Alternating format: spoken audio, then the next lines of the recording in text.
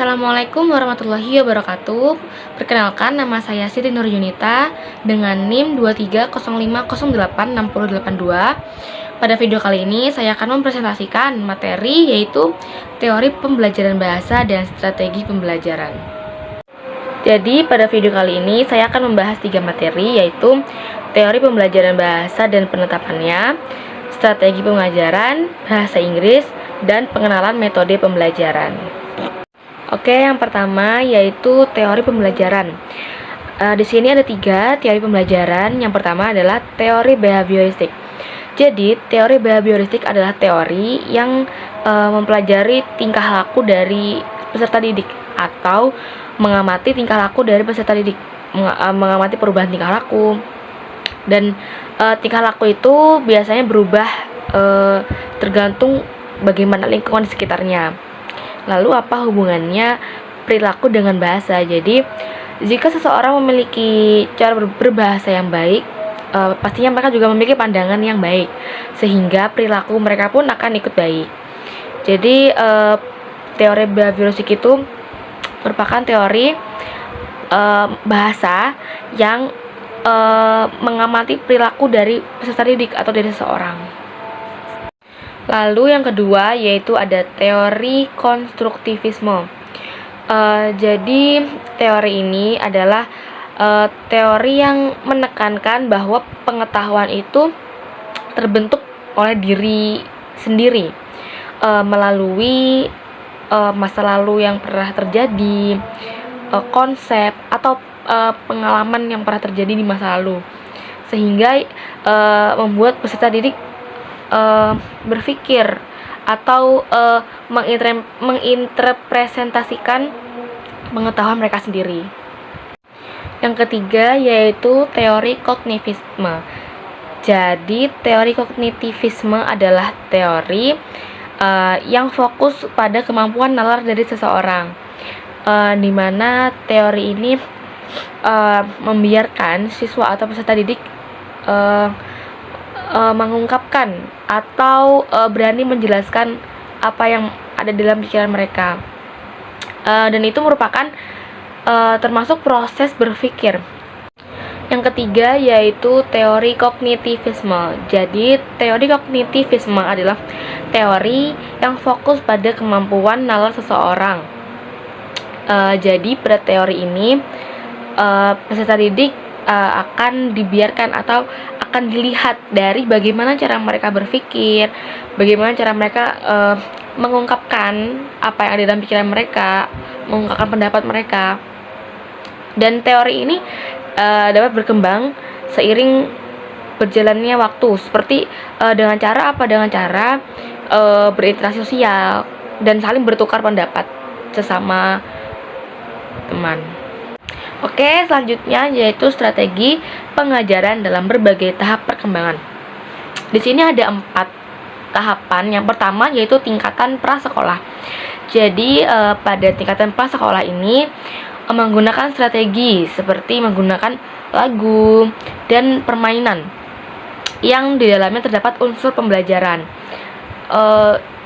Fungsinya agar peserta didik itu tidak merasa bosan saat berlangsung pembelajaran.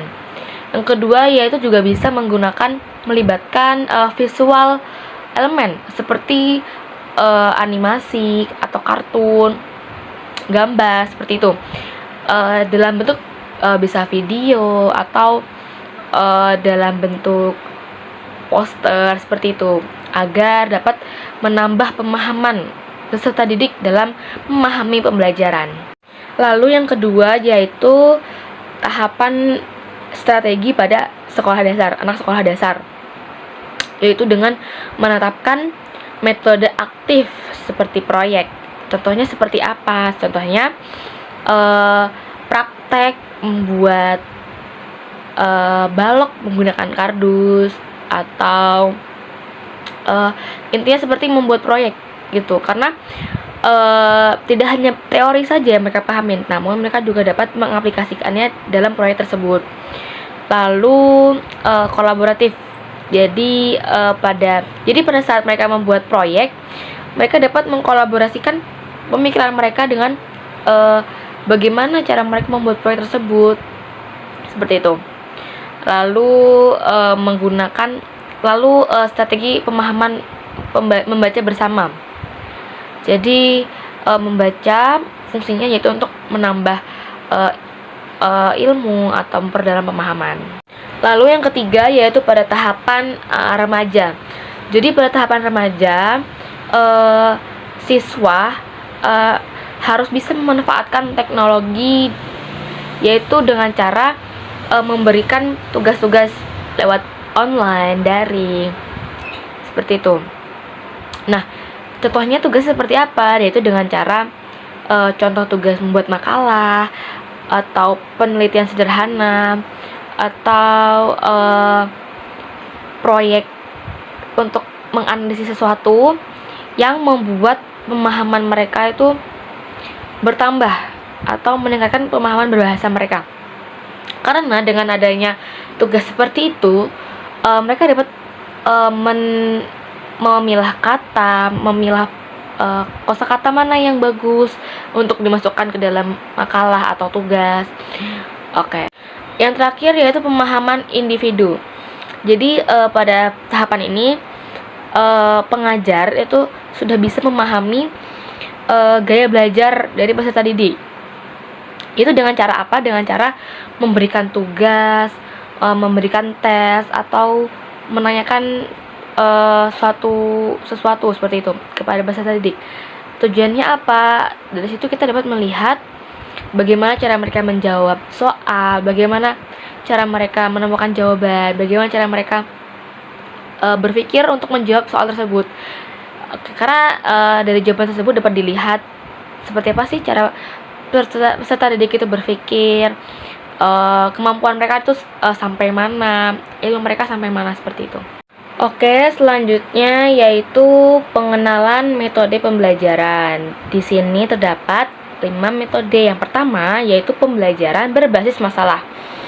Jadi pada metode ini peserta didik diberi masalah atau dihadapkan suatu masalah di mana mereka harus mencari solusi atau mereka diharuskan dapat menyelesaikan masalah tersebut. Karena dari situ kita dapat melihat bagaimana cara mereka menyelesaikan masalah, bagaimana cara mereka berpikir. Lalu yang kedua yaitu pembelajaran berbasis proyek. Jadi pembelajaran berbasis proyek itu dalam pembelajaran tersebut mereka dapat menaruh atau meletakkan pemahaman mereka melalui proyek itu, karena proyek itu kan nyata. Jadi mereka dapat menggunakan pemikiran mereka untuk membangun suatu proyek tersebut. Lalu yang ketiga yaitu pembelajaran kooperatif. Jadi pada metode ini siswa difasilitasi untuk berkolaborasi antar siswa. Contohnya seperti kerja kelompok. Lalu mereka dapat saling bertukar pikiran, bertukar pendapat untuk menyelesaikan masalah atau tugas yang diberikan. Karena seperti yang saya bilang tadi, bahwa berinteraksi sosial itu dapat meningkatkan pemahaman kita, karena kita saling bertukar informasi dengan teman di lingkungan sekitar kita. Lalu selanjutnya yaitu metode keempat, pembelajaran berbasis game. Jadi pada metode ini menggunakan elemen permainan untuk membuat pembelajaran lebih menarik. Karena seperti yang kita tahu bahwa peserta didik akan lebih tertarik untuk belajar jika metode atau cara belajarnya itu menarik, seperti dengan ini menggunakan game atau permainan itu kan. Nah, yang di dalamnya terdapat unsur pembelajaran tersebut, sehingga itu akan membuat mereka tertarik untuk belajar, namun mereka juga senang karena mereka tidak merasa bosan saat pembelajaran, seperti itu. Lalu yang terakhir yaitu pembelajaran diferensial. Jadi pembelajaran diferensial yaitu pengajaran yang sesuai dengan gaya bahasa. tingkat pemahaman kebutuhan individu. Jadi metode ini bisa dilihat dari tingkat pemahaman mereka. Dengan cara apa? Dengan cara memberikan tugas atau membuat analisis, membuat atau menyelesaikan masalah dengan cara memberikan solusi, seperti itu. Mungkin cukup sekian presentasi dari saya, kurang lebih ya mohon maaf. Wassalamualaikum warahmatullahi wabarakatuh.